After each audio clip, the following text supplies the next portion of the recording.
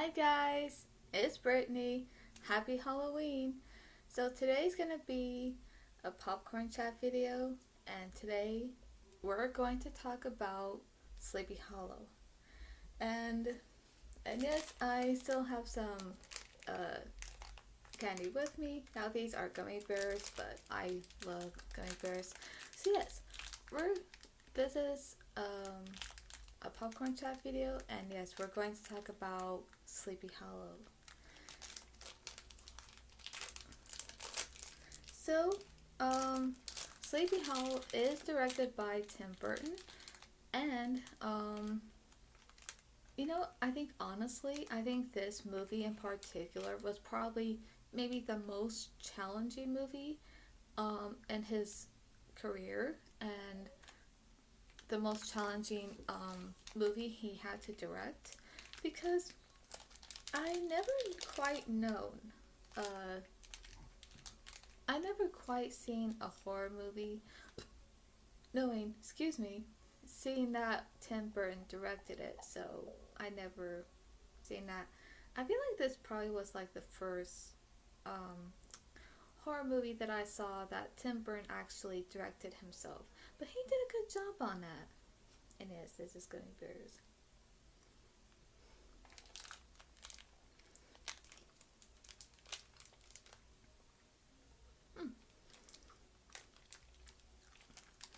Yes, I love these Gummy Bears. Anyway, so just like Scream, that when I watched Sleepy Hollow for the first time, I was 13, and like I said before, that I never even knew that Sleepy Hollow was actually based on a novel. And knowing that, I'm like, okay, I have to read the book. Like, how different is it? You know, I'm just kind of wondering that, like, just how different is the movie from the book? Like, what are, like, between the movie and the book, what are those things that are maybe quite similar, or maybe quite different from the other? Like, I don't know. But no, you have to say this. When I did first watch Sleepy Hollow, I was scared, and I especially don't like the decapitating scenes. Like I said, I get chills when I see that, and it just kind of makes me feel uneasy, because I don't like anything when it comes to that, especially when it comes to the head parts. Like, to me, that's just unnerving, very uneasy, and ooh, you know, it's like I wouldn't even go there. But so yeah, this is a good movie. Tim Burton did such a good job directing this movie, and yeah, I think this movie in particular was probably like the very, like a I think it was very challenging, because I think he never done a movie anything like this before. And because he actually grew up with the story of Sleepy Hollow, and because the story itself, I think, actually inspired him his whole life. And I think somehow maybe that's why he wanted to direct the movie.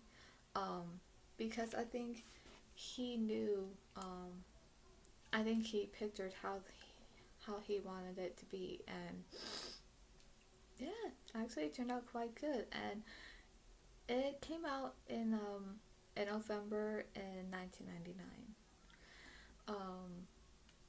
So yes, yeah. When I first saw the movie, I didn't know what to expect, and of course, the thing is too, is that even watching this movie, I didn't even know that. Let's just say, I did not know it was based on a book, and I didn't know like what I didn't know what I was gonna see. So let's just say, in a way, I wasn't quite prepared. I wasn't. But I'm sorry. The performances of this movie, real good.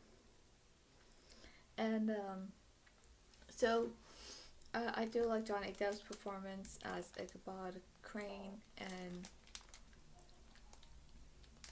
he did such a good job with that character. And everyone did such a good job. But now of course this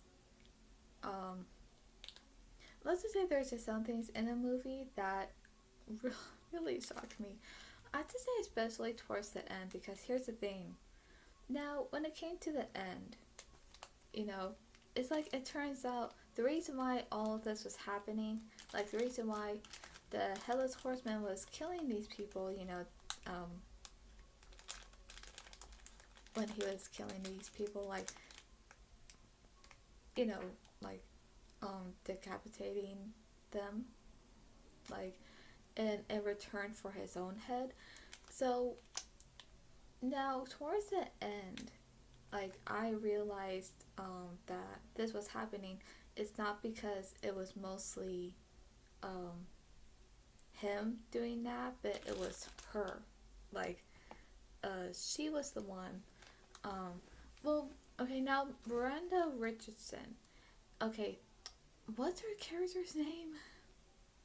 I forgot her character's name, but she's the one who's doing all this. She's the one, like, being, like, the puppet master, and, like, telling, kind of like she's using magic. She's using magic to summon the Headless Horseman, and she's actually, like, telling him, and because she has his skull, she's actually telling him who to kill. And because that's pretty much her, the reason why this was happening is because of her. That was quite scary.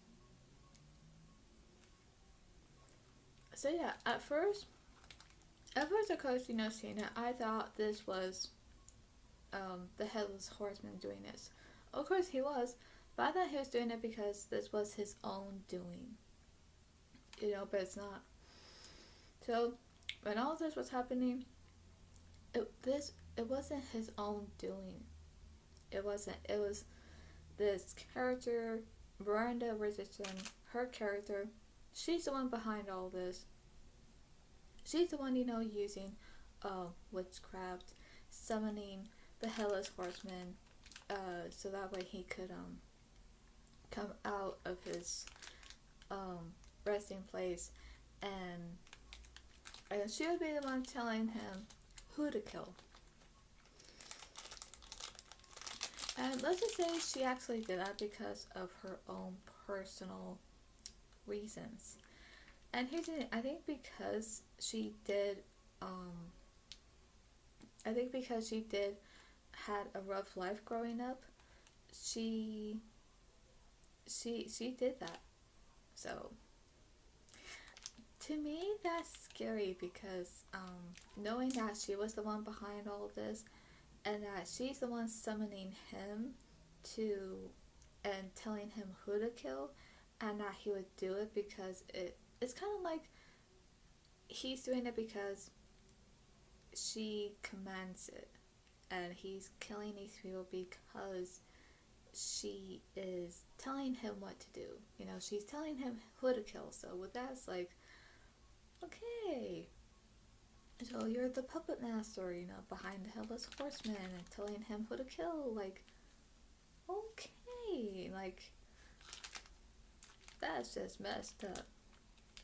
That's just like, wow. So, I don't know, to me it's just like, okay, first of all, that's very messed up. And two, like, what a wacko. Like, to me she just seemed like she went nuts. That's pretty much what I'm saying, that she went nuts. And it's like, okay, so I'm gonna do this because because of the fact that she had a rough life. But to me it's like, okay, well, I understand if you had a rough life growing up, but that doesn't mean you need to do this so that way, like, in other words, for the Hellas Horseman to avenge her, just because of the bad things happened to her in her life. It's like, you don't need to do that. Like, come on, wow. Like, that's a wacko. So, yeah, but it is a good movie, and of course, the music in this movie is quite good. And Danny Elfman, he composed the music for this movie, and I think in a way, of course, you can tell it is composed by Danny Elfman, but at the same time, um, I have to say there's some other parts of the music in there that really fit the movie and that goes so well with certain scenes in the movie, and it just gives that, it kind of like it gives that eerie feeling to it towards the movie of the story. And I think he did a good job on that because the music in that movie was so good. And there's times where it actually sounds intense. And he did a good job on that. I keep eating some candy. There ain't bearish. Oh, that's because it's Halloween. So why not?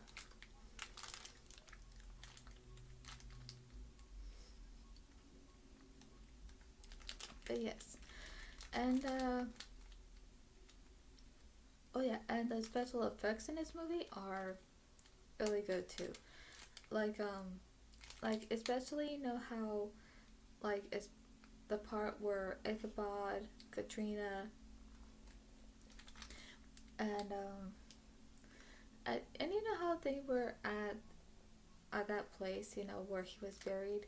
You know how you know they were at the Tree of the Dead, and how Johnny Depp's character, you know, Ichabod, how he dug up his grave. Of course, it turns out his skull is not there, and so you know how realizing that, and you know how because you know the headless horseman, I'm sorry, the headless horseman, he was like how he just came out of the tree, like he just emerged and came out of the tree. Now, that part in particular took a lot of digital work. It really did, and they did a good job, you know, putting that all together because it they did such a good job on that because it looks really good of how we see that part in the movie. And yeah, they done so well. So yeah, that took a lot of digital work, and you know I appreciate how hard everyone worked to make this movie, and how great it turned out, and how it does give that spooky, eerie feeling, you know, to the scenery of the movie and to the atmosphere as well. And another thing too is that now the fact that Christopher Walken had this small role as the Hessian, and of course we do see him at least in 3 different scenes, like one at the beginning of the flashback and the other towards the end, and towards the end again, well, at the end when he gets his head back. Now I have to say the makeup, yeah, the makeup they did on his character, like before he gets decapitated and all. Now the makeup on him when he played the Hessian, um, they did a really good job with the makeup, and considering he had to wear um, contact lenses and fake sharp, yes, fake teeth with sharp ends, like, and to give that scary look to his character, you know, to, you know, just to give him that scary look in the movie, they did a good job on that because yeah, I remember when I first watched it, and since even his character has no dialogue either. And the funny thing is that because never once I heard him said something or maybe said a few lines, and because he has no dialogue in the movie, that in a way kind of surprised me because I was like, huh? It's just, I don't know, to me I was just like, uh, this is quite new. Like, I never known, let's just say I never no, bleh. I'm getting tongue-tied. But yes, I never once saw a movie where I never heard him talk. So because this is like the only movie that I think that he has no dialogue, but still, I think he even did such a good job even doing his own performance as the Hessian with no dialogue. He did a good job. He did. And so, I mean, let's say if the first time watching it, I was like scared. I was like, oh gosh, like, I was scared. Um, but of course, I have to say now that years went by, and now that I'm older, it's like I still get scared. Seeing his character in a movie, but at the same time, I don't get that scared because, of course, and another thing too is that we don't know that much about his character because none of the other characters actually say like that much about it. So of course there are some things we do know about the Hessian, but there's just some things that we don't know. So, but like I said, other than that, even though Christopher Walken has a small role as a Hessian, and you only see him for like a few scenes, and has no dialogue, but he still puts on this really good performance that's very convincing. It's still convincing because he is like it's very convincing because it makes you really think like, okay, he is really this character right now in the movie. So yeah, considering he had no dialogue, he still did a good performance in this movie. Like, I think doing what he had to do for the role, did a good job, and even the makeup for his character, really great job too. And everything about it is just really good. Like the performances, the music, just everything about it, and how everyone worked so hard, putting this movie together, and how it turned out. So, and then of course now at the end, I'll just say this.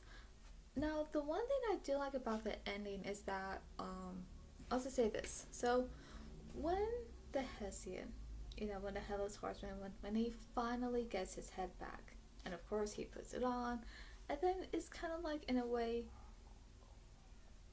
I don't know, it seems like when he gets his head back and puts it on, puts his head back on, it seems like in a way that when we see him, it does look like if he really came back alive, from his grave, and because he doesn't look like a ghost now. He looks like if he was actually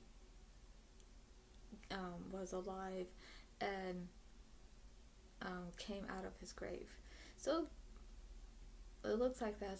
It looks like for a moment he's alive for now.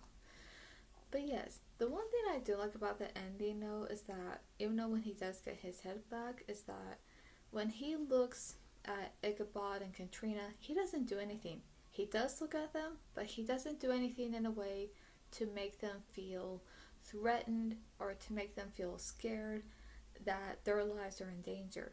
And he doesn't do anything to even let them know that he's gonna kill them. He doesn't. He may have looked at them, but he doesn't do anything bad. he doesn't do anything to show he's gonna kill them. But he does get on his horse, and of course he picks up what's her name? I'm sorry if I sound kind of rude here. I just forgot her character's name. Like, okay, so Miranda Richardson, she plays that character who was behind all of this, because this was something her doing. You know, this was her doing, and this was something that was, let's just say, she brought this upon herself, you know, causing this chaos in Sleepy Hollow. So when he picks her up, and let's just say when he actually takes her with him through the tree, you know, through this dimension, which is hell. So of course, when he takes her with him in there, you know, in that dimension, it's like, I think he did that because it's like, well, because she was the one in control, you know, of him, and she was the one telling him who to kill, and because that was mostly her doing, and you know, because that was mostly, and because she brought that upon herself, then it's like, in return, she's gonna go somewhere where she's not gonna be in peace. It's like she's gonna go through this other, you know, supernatural dimension where it's kind of like, in other words, her soul is not gonna rest in peace, but her soul's gonna suffer, because how she brought all this chaos and all this scary stuff happened because she brought it upon herself, and all that. So to me, I think in a way, yeah, I do think she got what she deserved at the end. So it's like, hey, don't look at me. Like, you're the one who brought this upon yourself. You're the one who was behind all this, of the whole chaos. So you know what? You got what you deserved. Like, you wacko. You know, wacko. So, so yeah, that's what I think. And of course, at the end, it shows how it's the new year. It's the new year of 1800, and Ichabod and Katrina and what was his name? I forgot the other character's name, but they all make a new fresh start, and they actually move with him to New York, and I think to, you know, to start over, and I think to live a new life, and you know, like, live a normal life and no longer have to put up with a headless ghost anymore. So that's it for this popcorn chat video, and I hope you enjoyed this popcorn chat video. And if you like this video, please give it a like and subscribe, and leave a comment below on what you love about Sleepy Hollow.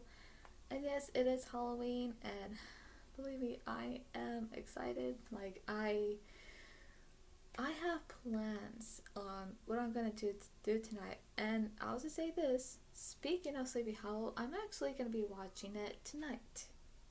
So yes, I'm gonna be watching it tonight along with some other scary movies. So I'm real excited about that, because I really want to enjoy watching these scary movies tonight, at least before Halloween is over.